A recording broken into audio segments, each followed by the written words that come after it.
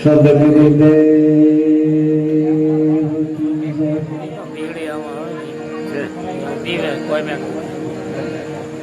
એક વાર પ્રેમથી જય બોલો.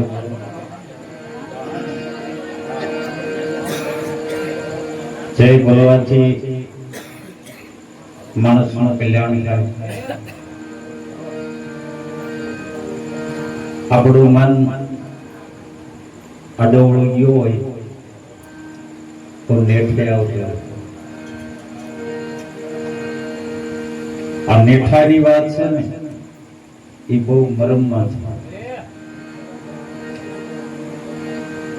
માટે એક વાર પ્રેમથી જે બોલો.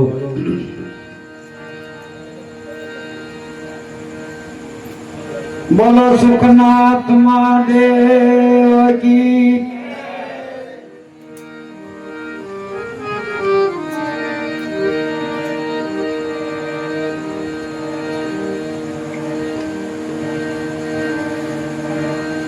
પ્રથમ પેરા કોને સમરીએ અને કોના લીના માત પિતા ગુરુ આપના એ પછી લેવી અલખ પુરુષ કાના.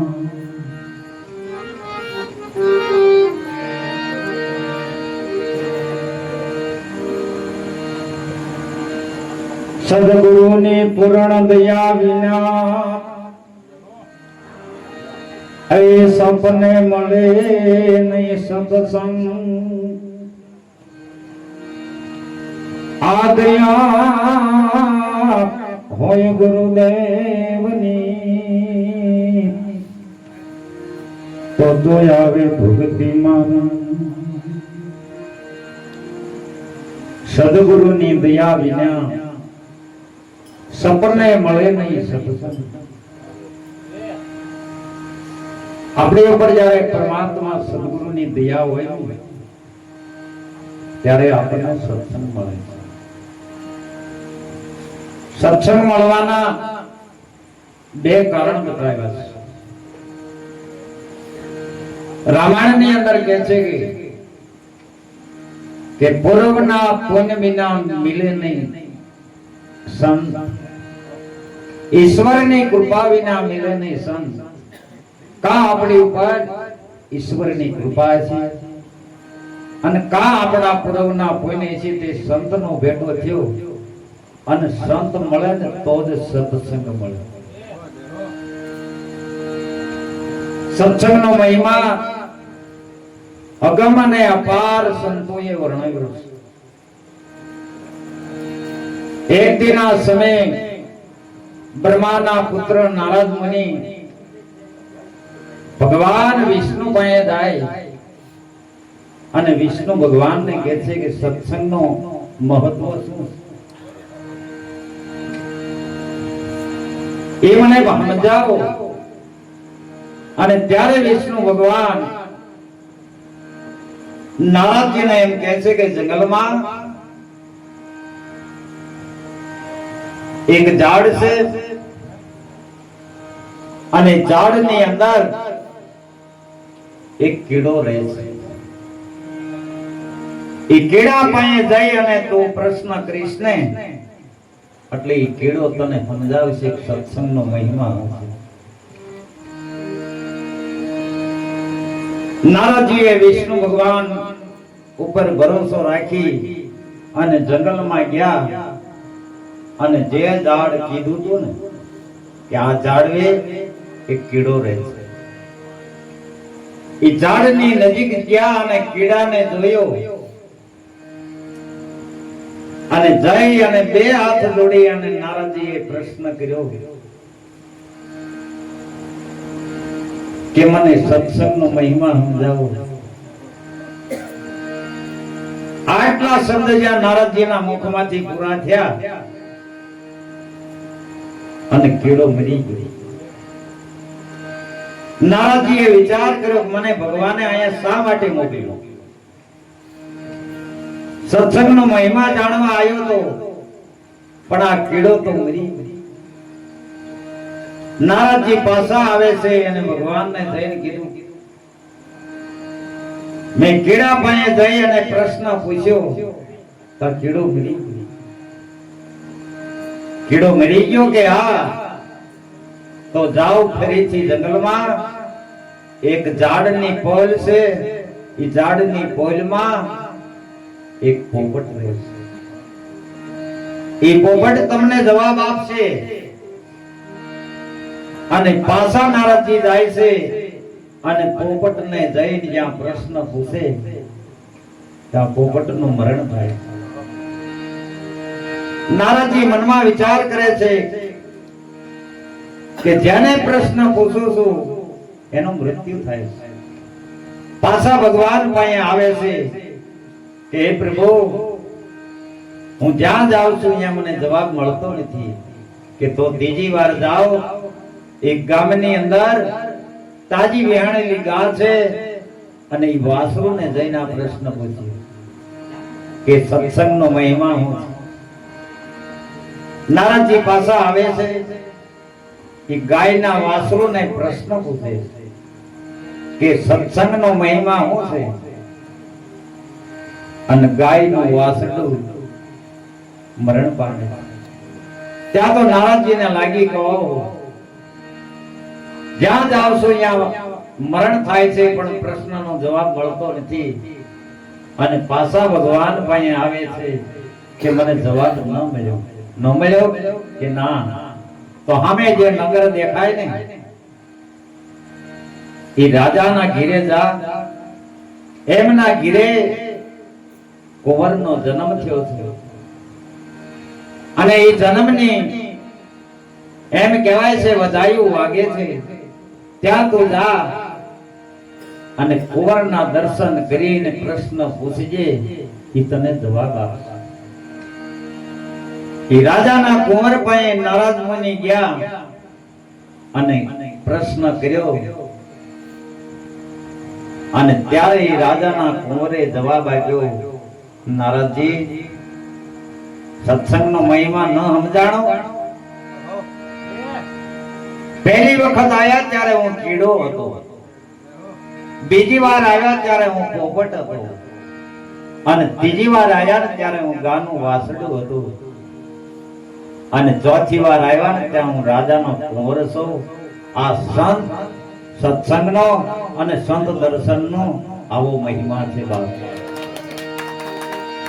માટે વિચાર કરો ભક્ત બીજ પલટે નહીં જોગ જાય આનંદ ઊંચ નીચ ઘરે અવતરે પણ આખરી સંતના સંત. એવા એક મહાપુરુષ આ ભારત ભૂમિ ઉપર થઈ ગયા. એના ઇતિહાસની ટૂંકમાં વાત કરી અને ભજનના દોર ઉપર જવું છે. કૈલાસના શિખર ઉપર મહાદેવ ભોળાનાથ સમાધિમાં બેઠા છે અને એ સમયે નારદજી હાથમાં વીણા લઈ નારાયણ નારાયણ કરતા આજે કૈલાસના શિખર ઉપર આવે છે અને માં ભવાનીને પૂછે છે ભોળાનાથ ક્યાં છે? ત્યારે માં ભવાની કહે છે કે મારો નાથ તો સમાધિમાં બેઠો છે, ભજન કરે છે. ત્યારે નારદજીએ ભવાનીને પ્રશ્ન પૂછ્યો કે જગતના કરતા હરતા દેવ ભોળાનાથ જેના દુનિયા જાપ જપે છે ઈ દેવાધિદેવ મહાદેવ આ કોના જાપ જપે છે? ત્યારે ભવાની કહે છે કોના જાપ જપે છે એ મને ખબર નથી. હે માં, ક્યારેક તો ભગવાન જ્યારે સમાધિમાંથી જાગૃત થાય ને ત્યારે તમારે પ્રશ્ન તો પૂછવો જોઈએ ને કે આ તમે કોનું ભજન કરો છો? અયોધ્યામાં જ્યારે રામ હતા ત્યારે રામ કોનું ભજન કરતા હતા? દ્વારિકામાં ભગવાન કૃષ્ણ હતા એ કૃષ્ણ કોનું ભજન કરતા? આવો પ્રશ્ન ભવાનીને કહે છે ક્યારેક તો પૂછતા હો. ત્યારે નારાજી કહે છે ભવાનીને કે માં, ભોળાનાથ કોનો જાપ જપે છે એ પ્રશ્ન તમે પૂછજો, કારણ કે એ અજન્મા છે. ભોળાનાથ એ અજન્મા છે અને તમારે જન્મ લેવાનો અને પાછો મૃત્યુ પામવાનો આવા અનેક તમે અવતારો લીધા. માટે ભોળાનાથ જ્યારે સમાધિમાંથી જાગે ને એટલે તમે પૂછજો કે આ તમે કોનું ભજન કરો છો. એ ભોળાનાથ સમાધિમાંથી જાગ્યા અને માં ભવાની પૂછે છે કે હે મારા નાથ, આ સમાધિમાં બેસ્યા પછી તમે કોના જાપ જપો છો? એની મને વાત કરો, અને જો વાત ન કરવી હોય તો આ સૃષ્ટિ રહીને રોટલો ફેરવે ને ફેરવી નાખી પછી હું કરશે તમારો સૃષ્ટિનો સર્જનહાર. આટલી જ્યારે તૈયારી બતાવી ત્યારે ભોળાનાથે કીધું કે હું જાપ જપું છું મહામંત્રના. હે સમાધિમાં હું જે જાપ જપું છું એ મહામંત્રના જાપ, અને એ જાપ ને સંતોએ અજંપા જાપ કીધા, જપવા ન પડે અને જપાય. એટલે તો દાસી જીવણે પણ ભજનમાં પુરાવો આપ્યો, જાપ અજંપા ઈ ગીરે નહીં, ચંદ્ર સૂર્ય ત્યાં પહોંચે નહીં. ઈ ગીરે જ્યારે ભવાની યાદ આવે ને ત્યારે જાપ જપવા પડતા નથી, ખાલી ધ્યાનમાં. અને એવું ધ્યાન જ્યારે લાગે, જેની સુરતાત શબ્દમાં એકાકાર જ્યારે બને ને ત્યારે સાચું ધ્યાન લાગ્યું કહેવાય. ત્યારે ભવાની કહે છે કે મને મહામંત્રની વાત કરો, નહીતર આ પૃથ્વીને જેમ રોટલો ફેરવે ને એમ ફેરવી નાખીશ, પછી હું કરશે સૃષ્ટિનો સર્જનહાર. ત્યારે ભોળાનાથે કીધું ભવાની, આ મહામંત્રની વાત છે ને એ જ્યાં ત્યાં ન કરાય. એમ જે સદગુરુના ચરણે જાવી અને જે મહામંત્રની વાત ગુરુ બતાવે ને એ સોરે સોટે અને બજારે ને ગલીએ ન કરાય. તો હે ભવાની, આ વાત તમારે જાણવી હોય તો એકાંતમાં જવું પડે. અને ભોળાનાથ ને ભવાની બે અત્યારે જે કેદારનાથ કહેવાય ને એ કેદારની ધરતી ઉપર જંગલમાં ગયા અને આસન લઈ અને બેઠા, અને ભોળાનાથે 3 તાળી પાડી. 3 તાળીનો મહિમા છે મોટો. આ 3 ની જ વાત છે, અને એ 3 ની બહાર નીકળી જાય, આ 3 ભૂમિકા વટી જાય ને ચોથી ભૂમિકામાં જાય તો પછી એ પક્ષીને પાંખું હલાવી પડતી નથી. પણ જ્યાં સુધી 3 ભૂમિકા સુધી એને પાંખું હલાવી પડે છે, પણ ચોથી ભૂમિકાએ જાય પછી પક્ષીને પાંખું નથી હલાવી પડતી. પછી એને મન માને ને ત્યાં વગર પાંખું હલાય એ ગમન કરી શકે. માટે 3 તાળી પાડી, એ પહેલી તાળી જે પાડી અને જે ઝાડ ઉપર પક્ષી બેઠા હતા ને તમામ ઉડી ગયા. આજુબાજુના ઝાડ ઉપર જે પક્ષી બેઠા હતા એ તમામ પક્ષી ઉડી ગયા, અને બીજી તાળી પાડીને ધરતી ઉપર કીડી મકોડી હતા ને એ બધા દૂર વિયા ગયા. બીજી તાળીએ કીડી મકોડી દૂર વિયા ગયા, અને ત્રીજી તાળી પાડી અને જે એમ કહેવાય છે મર્મની વાત છે,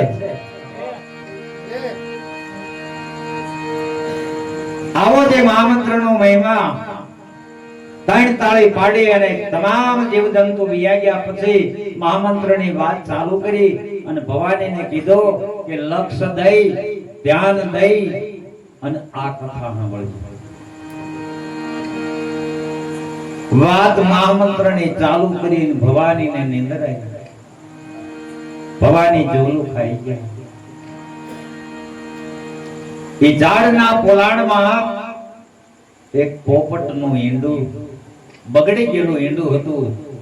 એ મહામંત્રની વાત સાંભળવાથી ઈંડામાં ચેતન આવ્યું અને પાર્વતીની ભાષામાં બોલ્યા કે વાત મહામંત્રની હાલવા દેવા જાગુ.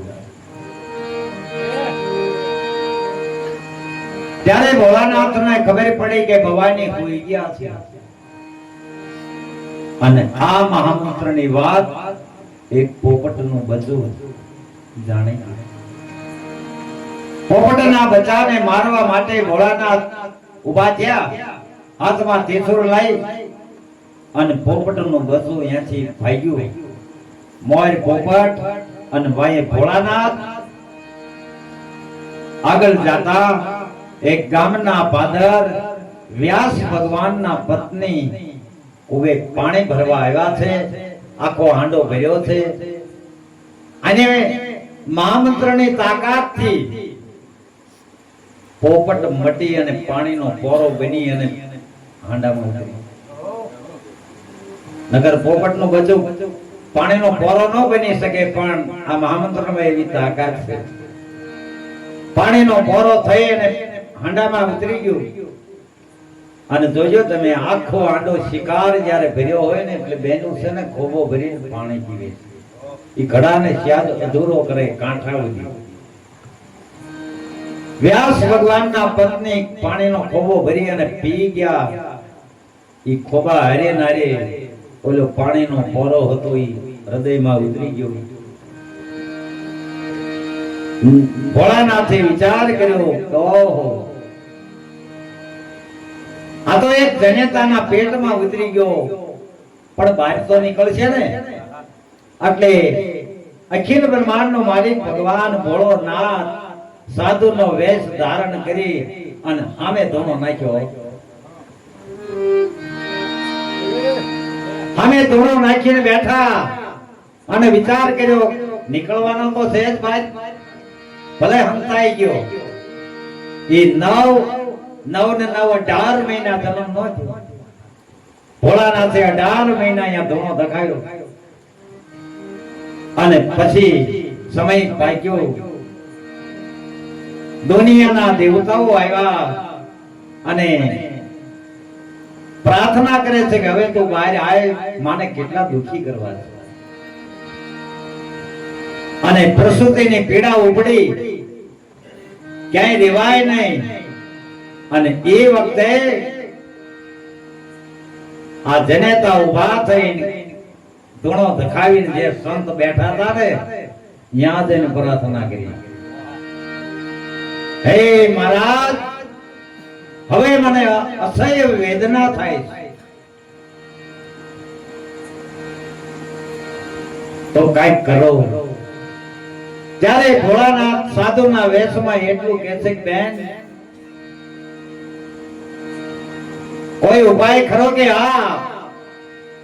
આ તમારી જે માયા છે ને, રાઈનો દાણો ગાના શિંગડા ઉપર ટકે ને એટલી ઘડી તો તમારી માયા હંકેલી લ્યો ને તો બહાર આવશે, નકર નહીં આવે.